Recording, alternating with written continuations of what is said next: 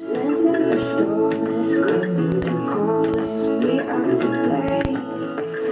Got a feeling I'm gonna win. They think that I don't have game. I know before I've had a few falls, I've got dirt all on my face. Baby, today I'm gonna win, and you're gonna remember my name. You're gonna remember my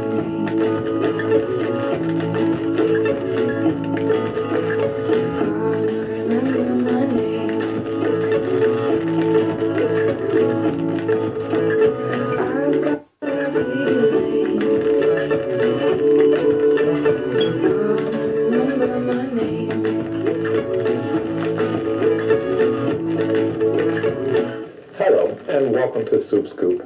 I'm Dr. Kenneth Hamilton, the Superintendent of the Mount Vernon City School District and your host. Soup Scoop is a monthly conversation among students, stakeholders, and administrators to provide the Mount Vernon community greater insight into the ongoing developments in the Mount Vernon City School District. We are proud to be producing this series from the home of the Knights, Mount Vernon High School's state-of-the-art production studio, under the management of Jeff Corsello, a 23-year veteran instructor with our district. I'd like to take this opportunity to say that I am honored and excited to be at the helm of this historic district. My first 6 months in the district, I have learned that there are dedicated, hardworking staff, brilliant students, a supportive community, and hopeful, optimistic parents who are looking forward to establishing a new paradigm of excellence in our community. So let me begin by telling you a little bit about myself and my family. First and foremost, I am a husband and a father. My wife, Maria, and I have 2 adult sons who are forging their own paths in their career of education. I got my start as a special educator in the city of Newark, and I served as a vice principal, assistant superintendent, and a superintendent. Throughout my career, I have formed some strategic relationships with national educational leaders, and I look forward to using that knowledge and expertise to bring new change into Mount Vernon. I am also a writer and a producer, and I have a soft spot for the arts and its power to transform. For many youngsters, the arts is the bridge to close the gap. I look forward to bringing all of my knowledge and resources to bear the impact on our students and our district and produce competitive young adults ready to accept the challenges of the world ahead. I deeply believe in a quality and comprehensive education for all students. I take it very seriously that you have entrusted the young people of this community to my leadership and the care and expertise of our capable staff. So let me begin by introducing some new members of our leadership team and talk a bit about their responsibilities. Dr. Jeff Gorman is our Deputy Superintendent. Ken Silver is our Assistant Superintendent for Business. Mrs. Denise Gagny-Kopewski is our Assistant Superintendent for HR.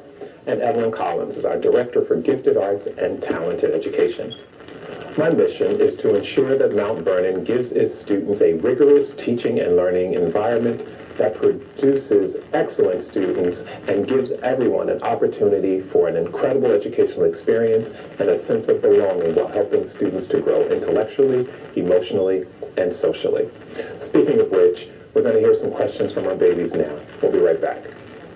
Dr. Hamilton, I believe that literacy is the key to success. If you can't read, you can't learn. What is the district doing to improve the reading levels of the students? That's a great question. Joining me now is our content supervisor for our literacy initiative, Dr. Gail White-Wallace. Dr. Wallace, welcome to the show. Thank you so much for having me today, Dr. Hamilton. So why don't you tell us, what are we doing as a district to address our literacy initiative here? We are doing so many things to ensure that all of our students get the best literacy education they have in grades pre-K through 6th grade. We can start talking about our current curriculum. So for K through 2, we have the core knowledge curriculum, which provides our students with a vast literacy background in domains for science and social studies. In grades 3 through 6, our students go on a journey through expeditionary learning to learn through the New York State modules. But that's not the exciting part. We've got exciting things that get our students ready for reading. And you know what? You're the one who started this. Talk about it. Let's hear it. So, Dr. Hamilton, we are going to launch our Superintendent's Reading Initiative, where all of our students are going to be challenged to read 25 books by the end of the school year. Dr. Hamilton has provided us with tickets, reinforcements, and books for us to read. Over 2,000 books for every student virtually through our new social studies program. We have new level libraries through our social studies program, as well as levels readers for our English program to support. So what can parents expect once we roll this whole reading initiative forward? What can we expect in terms of outcomes? Reading, reading, and more reading. Through your initiative, students are going to be reading independently, in school, at home, and during after school. We are going to ensure that all of our students have a true love for reading. Perfect. Well, I can't thank you enough for what you're doing in our district. I look forward to seeing more and more efforts come about to increase our literacy scores for all of our students. And you've been doing a fantastic job. I can't thank you enough for what you're doing. Thank you so much. And as a student of Mount Vernon, it is my job to serve our community. And you're doing it well. Thank you again for joining us. Have a great day. Thank you. You too. Dr. Hamilton, when I was in elementary school, it was kindergarten to 6th grade. Now it's kindergarten to 8th grade. Why is that? Welcome back to Soup Scoop. That was actually a great question. Joining me now are the two principals of our schools that have been reconfigured to K-8 configurations. With me now is the principal of Pennington School, Mrs. Danielle Davis-Marrow, and from Graham School, Dr. Natasha Hunter-McGregor. So, Mrs. Marrow, why don't you tell me, how is the K-8 configuration going at Pennington? The K-8 configuration is going well at Pennington. Our program gives our children the opportunity to remain in the same building from pre-K all the way up through grade 8. The program offers the children a sense of community. We have wonderful teachers who engage our children in great activities daily. And I think it's a wonderful way to keep our community right here in Mount Vernon, remaining at our schools and hopefully moving on to our high schools as well. Great. And so there's a lot of research about K-8 configurations and continuity of care. How is that transition working at Graham? The program is going extremely well in the Graham community. We are extremely excited that we're able to keep our young people from pre-K all the way through grade 8. We're able to address their academic as well as their social emotional needs. Our support staff is very connected to our students, and we just feel that it's important for us to allow our children to be as young as possible for as long as possible. Well, what's it like? What changes have happened in the building since this reconfiguration? What do you see different? Well, our middle school staff is building upon our professional learning communities, and our middle school PLCs are working extremely well, focused on data, as well as focused on the social emotional needs of the students. We have tiered every student, so we are very clear about their needs throughout the school year and moving forward. We have our middle school students on the 3rd floor. And we find that we are able to work collaboratively with our families as well as our staff is working collaboratively not only within their middle school community, but with our entire school community.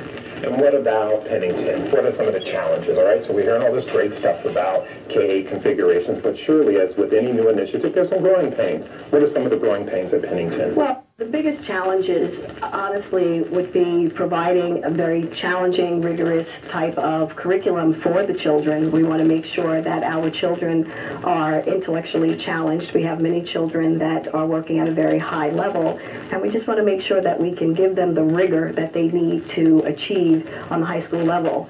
Some of the wonderful things about helping our children to prepare them for high school are some of the great programs that our support service staff have brought into the building. We have so many outside agencies that have come in to help these children to better prepare them socially and academically for high school. So those are some of the wonderful things going on there. As the new superintendent in Mount Vernon, one of the things that I'm concerned about is parity between the north and south sides of town. Now that we're in our new budget season, how much opportunity have the two of you had to collaborate on planning for the 15-16 school year and making sure that our youngsters in both communities get the same quality education? Why don't you start by telling us? Well, Mrs. Maurer and I, we do speak on a continuous basis. I would say that we definitely embrace additional opportunities to come together together for our planning for the 2015-2016 academic school year. However, we try to ensure that our programs are aligned and that the services that are offered at Graham School are also offered at Pennington and vice versa. Okay. And I think we've been pretty successful with that thus far. And what has your community been like? Have they embraced this continuity of care structure in Pennington? Oh, absolutely. The community is very pleased to have a program that, once again, will allow the children to remain in the building from K through 8, a program that will prepare the children for high school, a program that is safe, an environment that is safe, a community of teachers and parents that really care. We have a program that really embraces our child, our children. So our parents have been very supportive. I'm sure you know that Pennington has a wealth of parent involvement, and that really helps us with what we're doing at our school to help us move in the right direction. Excellent. So next year, as you add 8th grade on to your structure, what are you anticipating will be the ultimate outcomes, Mrs. Dr. Hunter McGregor? I'm expecting our program to just build in a positive direction next year. We have the space to accompany the 8th graders. We are looking to further address their social and emotional needs, continue with the programs that we have, look to partner with additional outside agencies, and as Ms. Marrow shared, we want to ensure that our higher achieving students are able to be challenged in the way that they need to be challenged. That's a great segue into my final question for each of you, actually, and that is the continuum of learning that our children experience. So we have all these great programs in place for youngsters at the lower end of the continuum, basic skills and pull out, push in, all sorts of things. There's a whole cadre of youngsters at the other end of the continuum that we often overlook. What are you doing in Pennington to address the needs of those youngsters who need enrichment opportunities? I'm going to give you an opportunity to answer that question as well. We obviously do have children that need additional enrichment, and those children are involved in different types of programs, whether it's a pull-out program to provide additional enrichment in ELA or mathematics. We have early morning tutoring. Our middle school teachers actually start tutoring at 7:30 in the morning. We have after-school tutoring as well. And we have many teachers that will pull small group instruction to take those children to another area so that they can work on their individual needs and help build the skills that will be necessary for them to be successful high school students. What about at Graham? At Graham School, we are really seeking additional resources to help our students that are at the other end of the spectrum. However, for the students that are, they're mentoring, and they mentor during the day. They also work very closely with myself as well as with the counselor, the guidance counselor. We are working now with the STRONG program. So that has been an excellent resource through Mount Vernon Youth Bureau to support us. But our structure does not allow for morning school at this particular time, but that will be built in for next year. Excellent. Well, I'm looking forward to seeing what next year holds for us as we add 8th grade to both of your schools. I can't thank you enough for your leadership and what you do for our schools and our community. Thank you so much for being with us on Supt Scoop today. We'll be right back after this.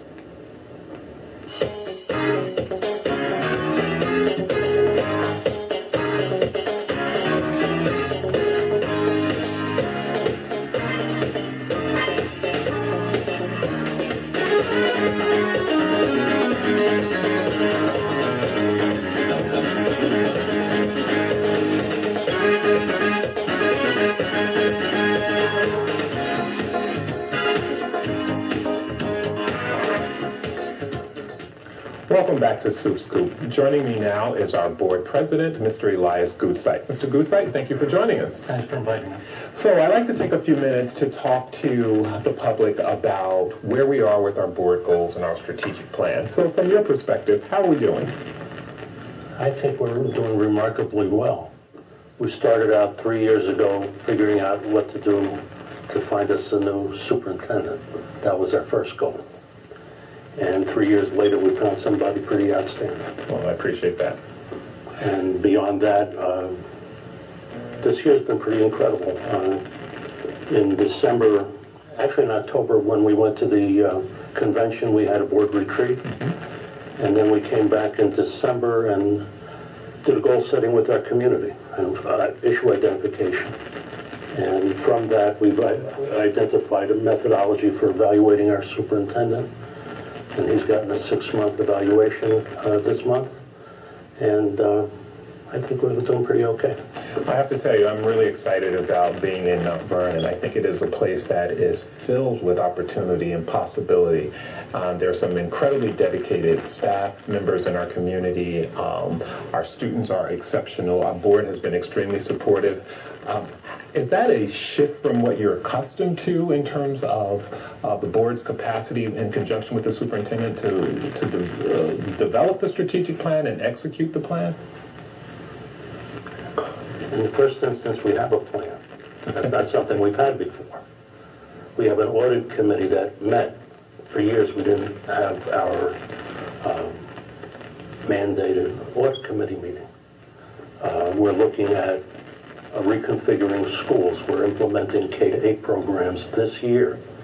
They've talked about it for years. I remember when Dr. Patel was here in 1996, they were talking about K-8 implementation.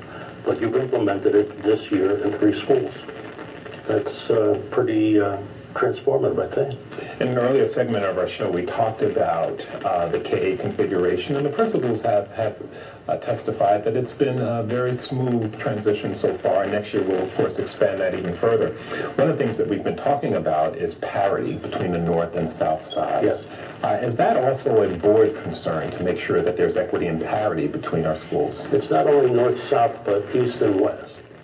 The reason why Graham School was so important to be a K-8 was there's no middle school model on the east side of the district. I don't know, we're always thinking about north and south of Lincoln Avenue, but there's also a problem with east and west of South Columbus, and that the access to middle school excellence and educational excellence has been missing. Graham used to be a math and science magnet, and it would invite all of the schools in the district to a math and science Olympics.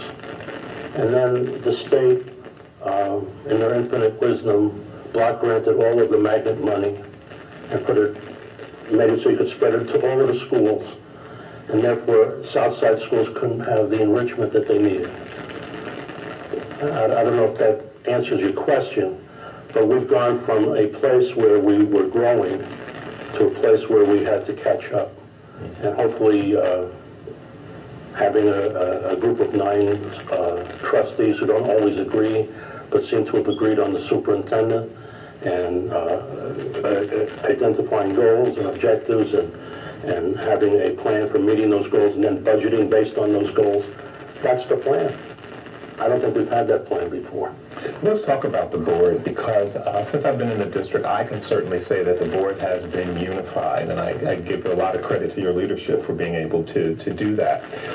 What do you think has been the main reason or the catalyst for bringing the kind of cohesion to the board that has created the capacity for us to set an example for our staff and students and to forge ahead with these goals? There's a technique called alpha. You ever hear of alpha? Tell me about it. It's a method of thinking.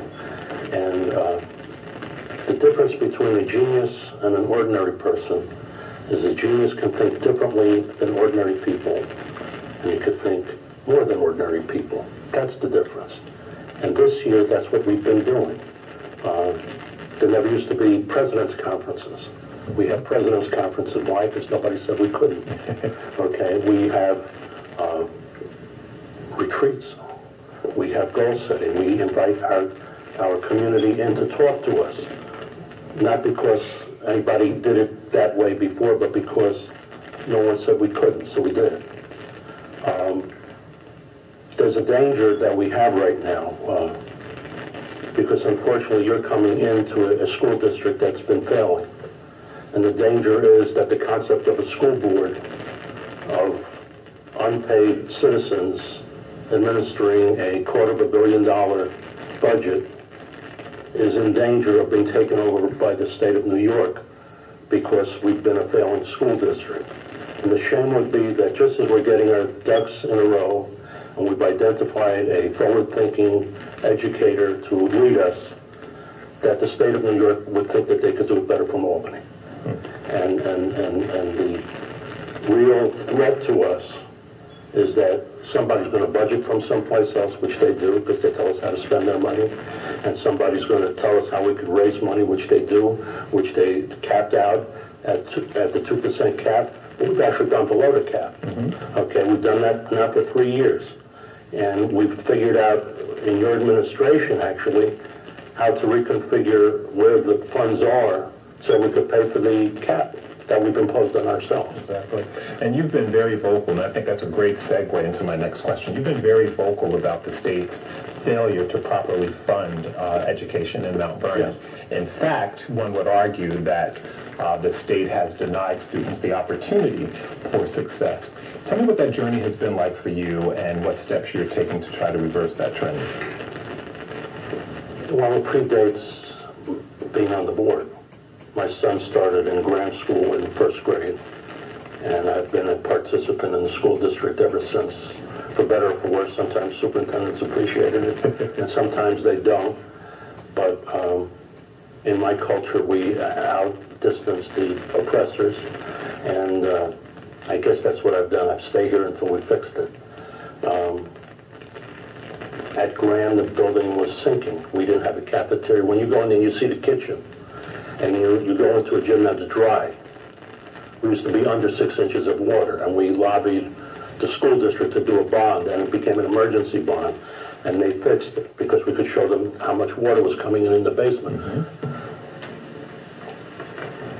Some folks will come in and take a look at our schools and the condition of our buildings and say, they're never going to fix this. This is deferred maintenance for 100 years. But community members have organized and put together an effort that changed how that gets done. It may not be good enough, but it's better than it was.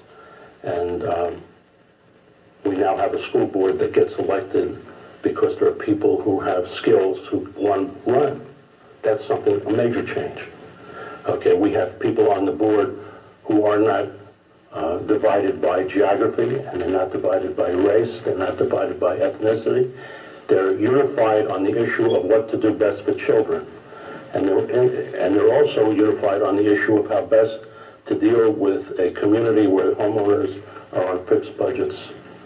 And the argument in Albany is money is not the important issue when you're addressing children's needs. Absolutely. Okay, but in their conversation about what to do with the failing school district, they're saying, let's couple you with other failing school districts, right? The governor's last message was talking about he's going to take the failing urban small city schools and link them together under a private enterprise to administer them. If he wants to couple me with somebody, couple me with Scarsdale. Right. Couple me with the guys who are getting 93% success rates. Show me what their budget is. I'll do very well on that budget. But somebody's got to figure out how to pay for it. One of my major arguments over the years, and I guess I get elected because I have the argument, and I even find common ground with concerned property owners who never support me for this post, is on the issue of the state responsibility for the condition we're in. There are 43 municipalities out of 46 in Westchester that took vouchers and told their poor people to come to Mount Vernon. And Mount Vernon is with open arms taking the highest needs population in the county. But then they also told our homeowners to pay for that. So we have a 30% of our budget, for instance, not because of poverty, but maybe because of poverty, is spent in special education. And when people like Tom Keller ask you for beds numbers, and they're only counting the numbers of children who come to our schools, they're not counting how many children are going out of the district to BOCES, going to out-of-district schools, where the average cost per child might be $60,000 in an out-of-district placement, or in BOCES, $90,000 a child. When perhaps we could do those things in the district, but we don't have the resources to make them happen. Well, let's shift gears a little bit and talk about the president's conferences, which I think has been a great idea. How did you come up with the topics for those conferences? By talking to people in the community, by finding that, for instance, the last conversation was about should immigrant non-citizen immigrants have the right to vote in school board elections. And realizing that perhaps half or more of our community is of immigrant origin. Well, all of us are of immigrant origin, except for a few, right? And we're not asking them to participate. And people participate to the extent that their participation is valued. And people are paying taxes for their houses, but they can't vote in our elections for the school district. That's a problem. Maybe we don't solve it because it's a state election problem, and we would have to lobby Albany, and we only have 3 state legislators in Mount Vernon. But it's an example of a place where our state legislators have to reach beyond our district to figure out a solution to our problem. We have a community of people who pay for our schools that don't use them. That's some of our middle class that have opted out in 5th and 6th grade. And then we have a community of people who use them who don't get to vote about the budget. That's about disenfranchisement, right? Absolutely. So that relates to why we changed the name of a school. And we had a conference in October about changing the Longfellow schools to the Turner Educational Park. The Turner family has a 350-year history in Mount Vernon. East Chester was based out of St. Paul's Church, and places like Asbury Methodist Church, the first Methodist church in the city of Mount Vernon, was one of the founders was somebody named Rebecca Turner. Okay, one of the schools will be named for Rebecca Turner. One of the schools will be named for her father, Benjamin Turner, who was the cemetery worker, who was an entrepreneur who, if you go down to St. Paul Church, that's a 350-year-old cemetery that includes African-American people. And we never studied the 350-year history of our city. And our children need to be proud of that. When East Chester was celebrating 350 years since their founding, they never told their community that they were founded in Mount Vernon on St. Paul's Church. So these are areas that we've missed over the years. Doing goal setting is part of that also. We forget that we have a community that pays our bills. We have parents that come to our schools. They all need to be part of what we're doing. Historically, we've had administrators that were afraid to have that happen. You let me get away with it. Like I said, the story of what the president is doing this year is a superintendent that's not afraid of collaborating. And that's very unusual. Well, I appreciate that. So as we close this segment out, are you hopeful? I think we're more hopeful in this district than we've ever been before. I think all the community has to do is walk down Gramerton Avenue on a day when all the schools are letting out at the same time and remember how you would stay off that street and the stores would lock their doors. And that's not happening today. And I think that comes from a school district that lets their children know that they're cared about and they're respected, but insists that we're respected and our community is respected at the same time. And in one day at your convocation, you brought that message to this community. And you've lived that message, and you've conveyed that to your staff, that nothing less is going to be acceptable. And that's gone down from our high school students to our kindergartners, and we're very lucky to have you. Well, I'm very lucky to be here. I thank you for being on Soup Scoop today. Thank you for having me. And we'll be right back.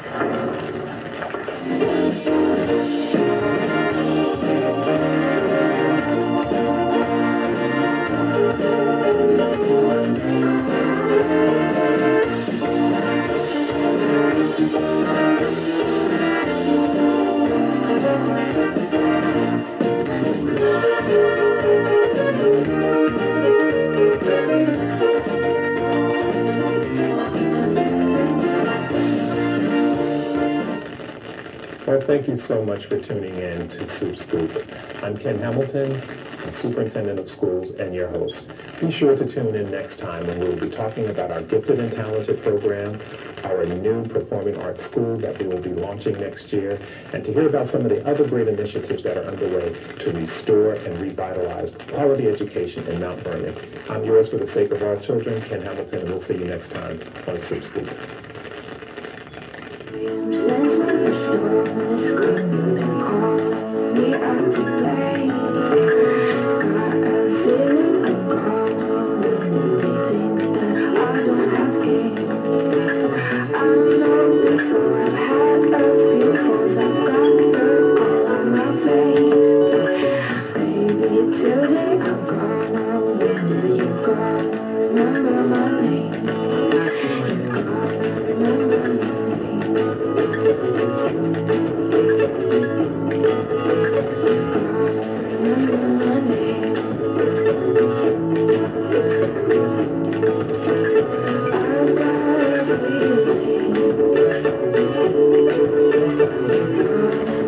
spell my name.